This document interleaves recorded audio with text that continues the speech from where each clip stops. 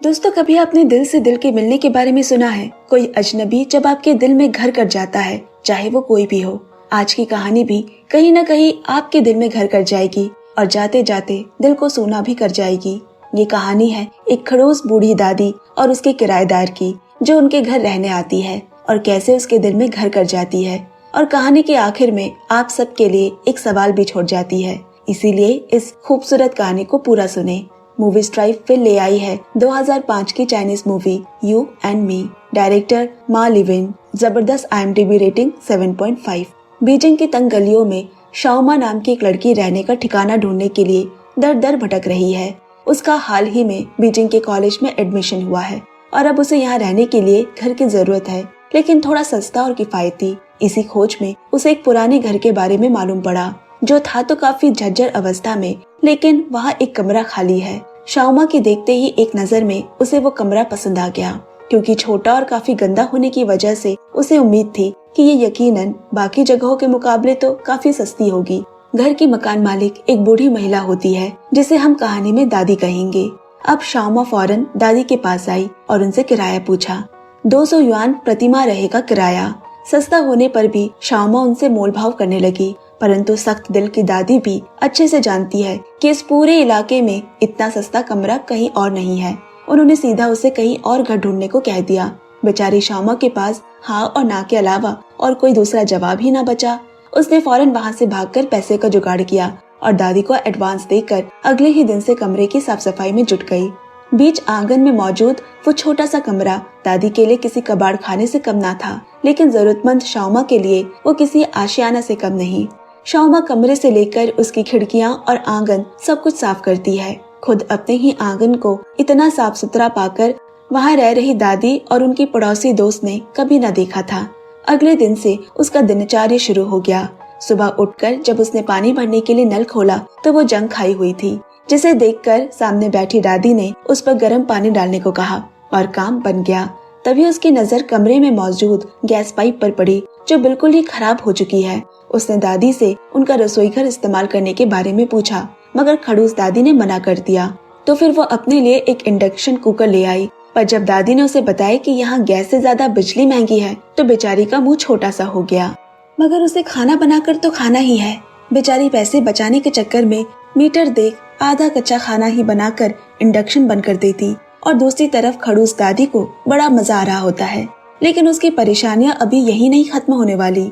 दादी के कमरे में रखा टेलीफोन से जब उसने कॉल करने के लिए मांगा, तो वो बिना संकोच इसके भी पैसे शाओमा से ले लेती है। और जब उसने एक अलग टेलीफोन लाइन देने की बात कही, तो खड़ूस दादी इस पे भी नहीं मानी, जबकि वो टेलीफोन बिल की रकम आधे बांटने को भी तैयार थी। जिद्दी दादी आखिर कभी अपने आगे किसी की सुनती ही कहाँ थी। दादी कहती है, तुम्हें ही टेलीफोन बिल के पैसे देने होंगे, जिस पे शाओमा बोली, हम दोनों ही इस्तेमाल करते हैं तो बस मैं ही क्यों बिल भरूं, क्योंकि मुझे किसी को नहीं फोन करना, और कभी जरूरत पड़ी तो बस अपनी बेटी को फोन कर लेती हूँ। दोनों की बहस खत्म होने के बाद अंत में ये फैसला हुआ कि टेलीफोन की एक्सटेंशन लाइन शाओमा के घर से गुजरेगी और 30 युआन के ऊपर आने वाली बिल की सारी रकम शाओमा भरेगी। आमतौर पर मकान मालिक और उसके किराएदार का रिश्ता मेलजोल से भरा होता है, परंतु यह मामला जरा उल्टा है। शायद कहीं न कहीं इसकी वजह दादी की बढ़ती उम्र है, जो उन्हें जिद्दी और चिड़चिड़ा बना रही थी, जिसके चलते शाओमा के उनसे कुछ खास नहीं बन रही। इसके बाद शाओमा ने जब उनका फ्रिज इस्तेमाल करने को पूछा, तो दादी इसके भी बिजली खर्च के पैसे देने को कहती है, नहीं तो उसे उन्हें उनकी मनपसंद मछली खिलानी पड़ेगी। शाओमा चुपचाप अपना सामान रखकर वहाँ से चली आई। कमरे की छत कमजोर और पुरानी होने की वजह से शाओमा सारी रात ठंड से कांपती रही। उसे जुकाम भी हो गया। अगली सुबह वो उनके कहे मुताबिक मछली लेकर इस समस्या के बारे में बताने आई, तो दादी बस दिलासा देते हुए बोली, जल्दी ठंडियाँ खत्म होने वाली है, थोड़े और दिन बचे हैं, तुम थोड़े और कपड़े पहनकर और रजाई से गुजारा कर लो। कमरा बहुत ही छोटा है, रूम हीटर लगाने की वजह से गैस जहरीली भी हो सकती है या किसी कारण आग लग सकती है। मैं बूढ़ी तुम्हारी जान तो नहीं बचा पाऊंगी। क्या पता अगले साल तक तुम्हारे पास कुछ ज्यादा पैसे आ जाए और तुम एक अच्छे घर में शिफ्ट हो जाओ, तब तुम्हें ठंड नहीं लगेगी। पर शाओमा में इस हड्डी को कपाने वाली ठंड को एक और रात झेलने की हिम्मत नहीं है, इसीलिए चोरी छिपे दादी की नजर बचाकर एक रूम हीटर खरीद ही ले आई। एक मुसीबत से जान छूटी तो दूसरी मुसीबत खड़ी हो गई। एक दिन दादी ने उसका टेलीफोन एक्सटेंशन लाइन काट दिया, ये कहकर कि उसके रात में बहुत कॉल्स आते हैं जिससे उन्हें सोने में दिक्कत होती है। इस बात पे अब की बार शाओमी भी चुप नहीं बैठती। मैं ही तो आपके बिल्स भरती हूँ, तो मेरे घर की लाइन क्यों काटी आपने? मैंने लिस्ट देखी है जहाँ आपके कॉल्स मुझसे कहीं ज्यादा है और 30 युआन के ऊपर सारे बिल्स मुझे भरने पड़ते हैं। दादी भी चिल्लाते हुए बोली, तुम ही इस बात पर राजी हुई थी, मैंने तो नहीं कहा था। आप शाओमी बोली, आप बहुत बुरी एक खड़ूस महिला हो, इसलिए तो आपकी देखभाल करने वाला यहाँ कोई भी नहीं है। इतना चिल्लाकर झगड़ा करने की वजह से दादी की तबीयत बिगड़ने लगी और दवाई खाने वो अंदर चली गई। शाओमी भी दौड़कर उन्हें पानी और दवाई देती है। थोड़ा संभलने के बाद दादी ने गुस्से में उसे यहाँ से निकल जाने को कहा। हाँ, बहुत जल्द चली जाऊंगी, कहकर शाओमा भी गुस्से में अपनी साइकिल लेकर निकल पड़ी घर ढूंढने। अब आखिर वही हुआ जिसका डर था। जल्दबाजी में शाओमा रूम हीटर बंद करना भूल गई और घर का पावर सप्लाई वोल्टेज ओवर होने की वजह से बिजली कट जाती है। पुराने तार होने के कारण वो इतना लोड नहीं उठा पा रहा था। जब दादी को इस बात का पता चला तो वो गुस्से से लाल हो गई और शाओमा को खूब फटकार लगाई। मुझे लगता है तुम्हें यहाँ रहने के लिए जगह देकर मैंने बहुत बड़ी मुसीबत को बुलावा दे दिया है। आज तुम्हारी वजह से पूरे घर में आग लग सकती थी। तुमने आखिर मुझसे चोरी छुपे रूम हीटर क्यों लगवाया? तुमसे लड़कर तो मेरी तबीयत और खराब होने लगी है। पता है, मदद के लिए मुझे पुलिस को बुलाना पड़ा। सारी गलती तुम्हारी निकली, जिस वजह से उन्होंने तुम पर जुर्माना लगाया है। मैंने अभी पैसे तो दे दिए, लेकिन तुम्हें थाने जाकर साइन करना होगा। और हाँ, ये पैसे मैं तुम्हारे किराए से काटूंगी और साथ ही साथ अपने लिए कोई दूसरा घर भी ढूंढ लो। तुम्हारे पास ज्यादा से ज्यादा 1 हफ्ते का वक्त है। बेचारी शाओमा करती भी तो क्या, इतनी ठंड से वो कैसे खुद को बचाती। रोते रोते वो पुलिस स्टेशन जाती है और फिर वहाँ से अपने लिए नए घर की तलाश में। वहीं दूसरी ओर एक दंपत्ति दादी के यहाँ घर देखने आए हैं। उन्हें शाओमा का कमरा काफी पसंद आ गया और जल्द ही शिफ्ट होने की बात कहकर वहाँ से चले गए। शाओमा भी वापस आकर उन्हें देखती है। वो समझ गई कि नए किराएदार देखे जा रहे हैं। शाओमा को दादी के ऊपर काफी गुस्सा आ रहा था। एक तो उसने अपने कमरे के लिए उन्हें 1 महीने का एडवांस दे रखा था, साथ ही साथ इतनी शर्तें थी कि वो खुलकर अपने कमरे में जी भी नहीं सकती। आखिर आने वाले चाइनीज न्यू ईयर में उसे भी तो अपने लोगों से बात करने का मन है, लेकिन तार ही काट कर रखी है। दादी बोली, मुझे तुम्हारे फोन की वजह से रातों में नींद नहीं आती। जिस पर शाओमा बोली, अगर ऐसी कोई बात थी तो आपको मुझसे बात करनी चाहिए थी, फोन लाइन काटने की क्या जरूरत थी। तभी घर में एक लड़का घुसा जो दादी का पोता लियो है। अब कॉलेज के बाद जब शाओमा घर वापस आई तो दादी आंगन में बैठी उसका इंतजार कर रही थी और पूछती है, क्या कोई दूसरा घर मिला? चिड़ी हुई शाओमा ने हाँ में जवाब देकर कहा, पर वो मुझे ज्यादा अच्छा नहीं लगा, कल फिर से नया घर ढूंढने जाऊंगी। दादी को उसके इस जिद्दी स्वभाव को देख अपने जवानी के दिन याद आ जाते। वो भी कुछ इसी तरह हुआ करती थी। वो बोली, मेरे पोते ने आने वाले नए साल के मौके में तुमसे झगड़ने को मना किया है। उसने तुम्हारी टेलीफोन लाइन भी फिर से ठीक कर दी है और साथ ही मेरे कमरे में एक स्विच भी लगा दिया, जिससे कि मुझे रात में आने वाले फोन कॉल की आवाज सुनाई नहीं देगी। मगर रात में अगर कोई जरूरी फोन आया तो वो भी मुझे सुनाई नहीं देगा। तब शाओमा बोली, आपको कौन रात में कॉल करेगा, और मैं तो रहूंगी ही। और अगर कभी तुम घर पर नहीं रही तो? वैसे भी आजकल के बच्चे रात रात गायब रहते हैं, दादी बोली। और तभी लुओ फ्रिज में रखा उसी का ही खाना खाते हुए बाहर आया। शाओमा गुस्से में दादी को देखकर अपने कमरे में चली गई और दादी एक बड़ी प्यारी शैतानी हंसी हंसती है, जैसे उनके दिमाग में कुछ पक रहा हो। अगली सुबह दादी दोबारा शाओमा को छेड़ते हुए कहती है, क्या तुम्हें मेरा पोता पसंद आया? शाओमा कहती है, बिल्कुल भी नहीं। वैसे वो करता क्या है? दादी ने कहा, उसने कंप्यूटर साइंस की पढ़ाई की है। ये सुन तपाक से शाओमा बोली, हाँ बिल्कुल, वैसा लग भी रहा है। मुझे इस तरह के लड़के नहीं पसंद। दादी ने पूछा, तो फिर किस तरह की पसंद है? और अपने पोते की बढ़ाई करने लगी। शाओमा भी उल्टा जवाब में बोली, अगर आपको अपना पोता इतना ही पसंद है तो आप खुद ही क्यों नहीं उस पर कोशिश करके देखती? जिस पर दादी अपना मुंह बना लेती है। ऐसे ही दिन गुजरने लगे। दादी अपने कमरे के बाहर आंगन में धूप सेकते हुए कभी शाओमा की बचकानी हरकतों को देखती रहती तो कभी उसके और उसके भाई के बीच होती लड़ाई का मजा लेकर खूब हंसती। और शाओमा को कुछ न कुछ कहकर टोकना चढ़ाना उनका मानो पसंदीदा काम था। देखते ही देखते चाइनीज नया साल भी करीब आने वाला है। शाओमा ने पूरा आंगन सजा दिया। दादी कहती है, अभी तो काफी समय है, तुम्हें ये सब इतनी जल्दी सजाने की जरूरत नहीं है। पर शाओमा को ये सब पसंद है और चूंकि वो इस बार कुछ मजबूरियों की वजह से घर भी नहीं जा रही, दादी को उसे हर बात में टोकना जरूरी है। हालांकि उन्हें भी ये माहौल पसंद आने लगा है, जैसे दादी अपनी खुद की ही पोती के साथ रहती हो। दिन दोपहर में शाओमा गुस्से में दादी के कमरे में घुसी। उसके हाथ में टेलीफोन बिल है, जिसमें इस बार लंबा चौड़ा बिल आया है, क्योंकि किसी ने फोन एक लंबी दूर दराज जगह पर भी लगाई है। शाओमा ने सीधा दादी को इसके पैसे भरने को कहा, क्योंकि ये कॉल उसने तो नहीं लगाई। पर दादी का उल्टा कहना है कि उसने ये कॉल की है, ना कि मैंने। शाओमा इस बार बहुत ही गुस्सा हो जाती है। वो भी एक साधारण घर से है, वो क्यों हर भरपाई भरती रहे। बार बार पैसे मांगने पर दादी भी अपना आपा खो बैठी और वो भी जिद पर अड़ी है कि उसने कॉल नहीं किया है। असल में दोनों ही एक जैसे हैं, जिद्दी और गुस्सैल। गुस्से से कांपते हुए दादी ने उसे ये कमरा छोड़ने को कह दिया। नए साल के बाद वो किसी और को किराया देने वाली है जो उसे 500 युआन देने को तैयार है। मुझे न अब तुम न तुम्हारा पैसा चाहिए, दूर हट जाओ मेरी नजरों के सामने से। शाओमा उदास और नम आंखों के साथ वहाँ से चली जाती है। उधर गुस्से से आग बबूला दादी जितने भी नए साल के लिए घर पर सजाई गई सभी लाइटें और सजावट फाड़ कर फेंकने लगी। मगर जल्दी उन्हें अपनी गलती का एहसास हुआ जब पोता लियो ने बताया कि वो सभी कॉल उसने की थी। उन्हें बिना वजह इस तरह शाओमा से बात नहीं करनी चाहिए थी। फिर दादी ने जब उससे पूछा कि आखिर तुम्हारा इतनी दूर कौन रहता है, वो उन्हें ज्यादा कुछ न कह अपने कॉल के पैसे देकर चला गया। इस बीच नए किराएदार भी आते हैं, पर वो दरवाजा नहीं खोलती। दादी को अपनी गलती का एहसास होते ही समझ आए कि इस उम्र में उनका इतना गुस्सा करना ठीक नहीं। उनके दोस्त भी उन्हें समझाती है कि इतना गुस्सा करने से बस वही अकेली रह जाएगी। दादी वो सारी चीजें वैसे ही दोबारा सजाने लगी और आंगन में बैठकर शाओमा का इंतजार करती। शायद वो उससे माफी मांगना चाहती है, मगर पूरा दिन बीत गया, शाओमा घर को नहीं आई। उनके दोस्त नए साल में उसकी पसंदीदा मछली भी उन्हें खाने को दे जाती है, पर दादी खुद को इतना कोस रही है कि खाना भी नहीं खाती। उसकी नजर तो बस शाओमा के कमरे की तरफ थी। ना जाने वो नए साल के इस मौके पर कहाँ घूम रही होगी। जहाँ हर कोई खुशियाँ मना रहा है, वो बेचारी कमरा ढूंढने में लगी होगी। और ये सब कुछ आज दादी की वजह से हुआ। थोड़ी देर बाद आखिरकार शाओमा वापस आई और दादी उसे जोर जोर से आवाज लगाती, पर वो सुनकर भी अनसुना कर अपने कमरे में घुस गई।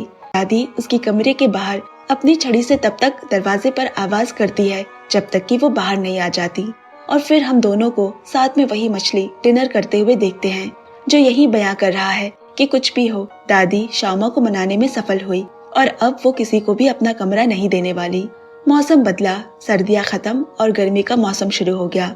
एक दोपहर शाओमा भागते हुए एक कैमरा रिकॉर्डर लिए कॉलेज से घर आई और आते ही सो रही दादी को उठाने लगी। फिर फटाफट उनके घर के कपड़े बदल कर सुंदर से कपड़े पहनाए, बाल कंघी किए और उन्हें शूट करना शुरू कर दिया। दरअसल शाओमा को असाइनमेंट मिला है बूढ़े लोगों के पूरे दिन की चर्चा पर, कैसे उनका दिन बीता करता है जब लोग बूढ़े हो जाते हैं। शाओमा उन्हें एक एक शॉट बताती और फिर दादी को वैसे करते हुए फिल्माती।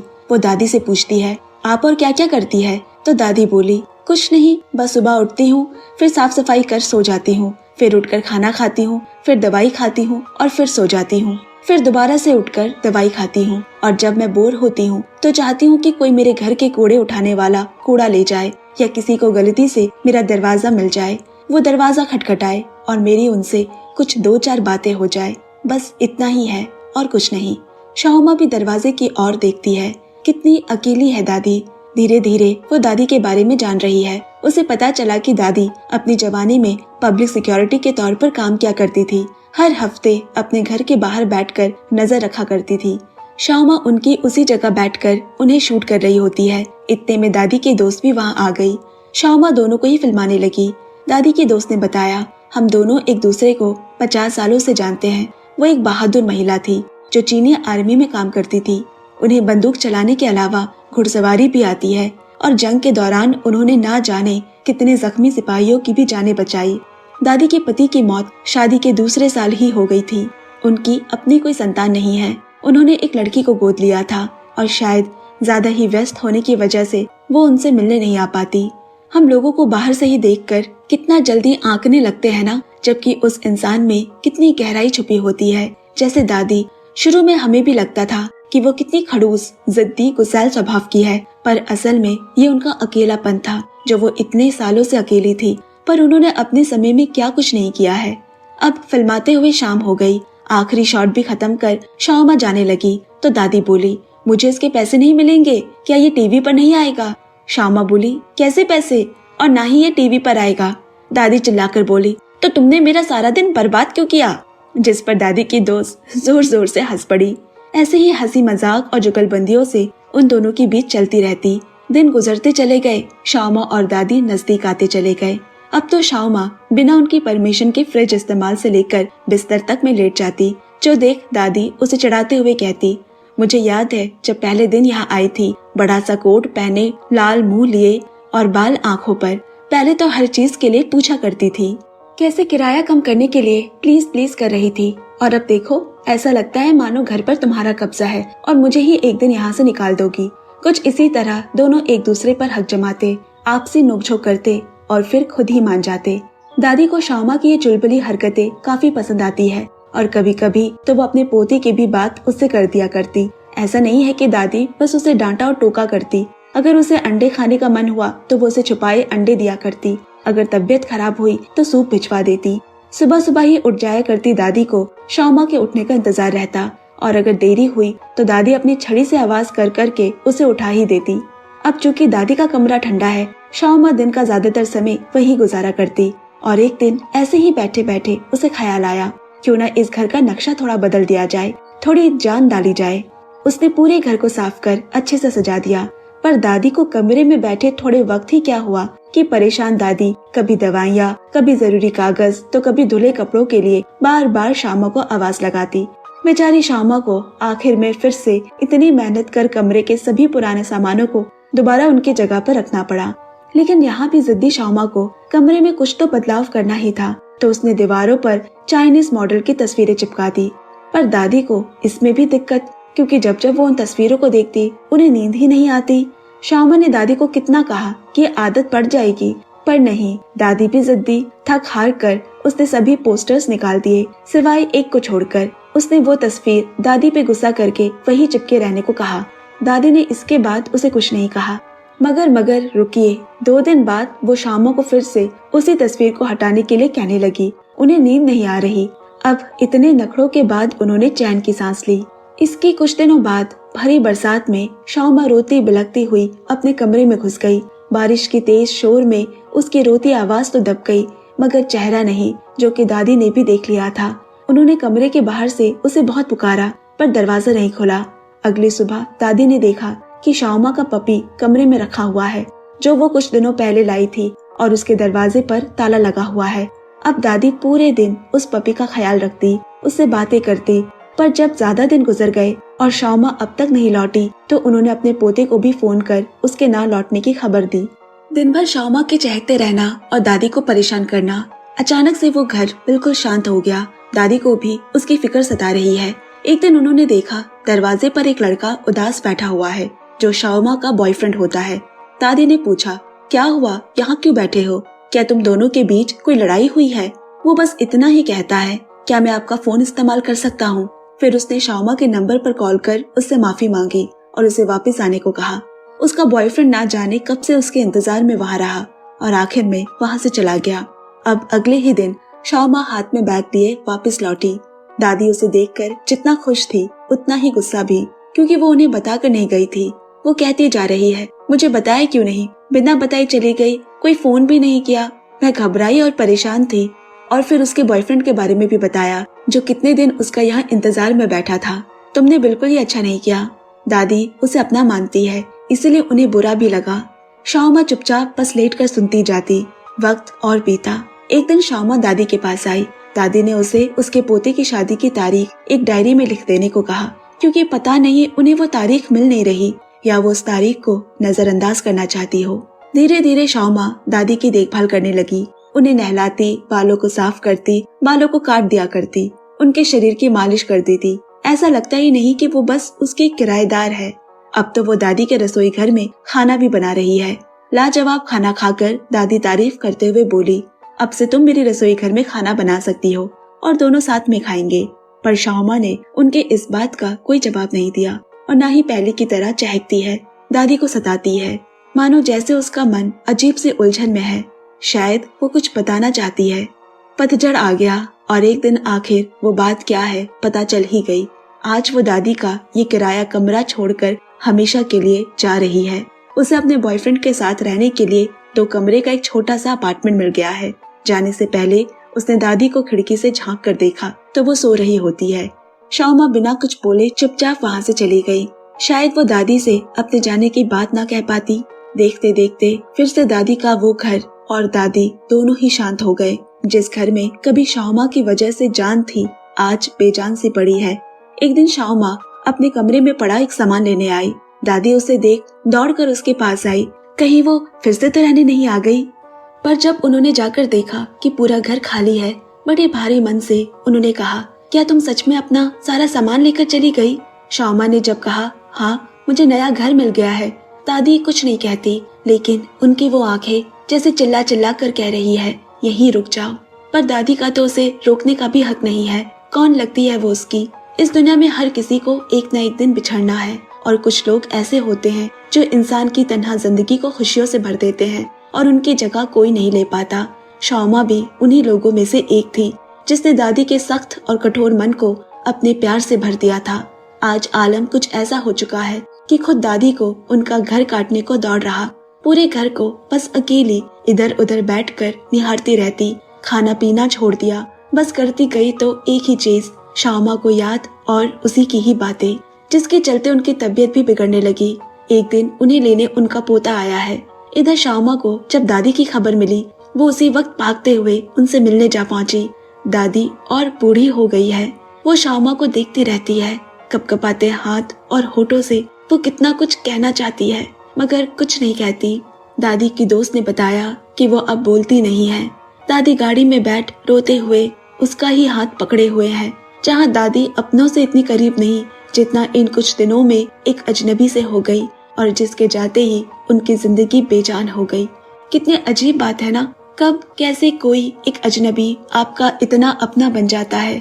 उनके जाने के बाद दादी के दोस्त ने बताया, अब वो यहाँ फिर कभी नहीं लौटेगी। उसने एक बार कहा था पोते की शादी के बाद वो ये घर छोड़ देगी, और देखो कितने साल उसने यहाँ बिता दिए। अब कुछ दिनों बाद शाओमा काफी लंबा सफर तय कर दादी से मिलने पहुंची, जो अस्पताल में भर्ती है। उसे देखते ही दादी उठ बैठी और उसका हाथ पकड़कर उसे देखती रहती है, मानो वो उसका ही कब से इंतजार कर रही थी। काफी कमजोर हो गई है। शाओमा उनकी सारी दवाइयाँ लेकर आई है। उसके जाने का गम उन्हें इस तरह खा गया कि उन्होंने बोलना छोड़ दिया। बस उसे देखकर उनकी आंखों से आंसू बहने लगे और वो उन्हें पोंछती जा रही है। वापस गाड़ी से लौटते वक्त शाओमा भी खुद को रोक ना पाई। उसकी भी आंखें छलछला आई। वो दादी की इस हालत का जिम्मेदार खुद को मानती है। ना वो घर छोड़ती और ना ही दादी बीमार पड़ती। इसी दुख के साथ वो वापस शहर बीजिंग लौटी ही थी कि उसे एक फोन आया। उसके कान सुन पड़ गए। लोगों की भीड़ और गाड़ियों की आवाज उसे कुछ सुनाई नहीं दे रहा, और वो एक किनारे जाकर बैठ गई। दादी अब इस दुनिया में नहीं रही। शायद दादी की आखिरी इच्छा यही थी कि वो एक बार शाओमा को सामने अपनी आंखों से जी भर के देख ले, जिसने उनके आखिर के दिनों को खुशियों से भर दिया था। एक आखिरी बार शाओमा उसी घर आई, दादी को महसूस करने, जहाँ दादी से जुड़ी हर एक याद बसती है, जहाँ दादी अपनी छड़ी लिए उस बाहर आंगन में बैठा करती थी और शाओमा को बात बात पर टोका करती। बस कुछ महीने पहले की ही तो बात थी, पर अब बस खाली सोना घर पड़ा है। वक्त कैसे बदल जाता है। उस घर के बंद होते दरवाजे के पीछे ये कहानी भी एक सवाल के साथ अपने अंत पर पहुंच जाती है कि क्या किसी की जिंदगी में एक अजनबी इतना जरूरी हो सकता है।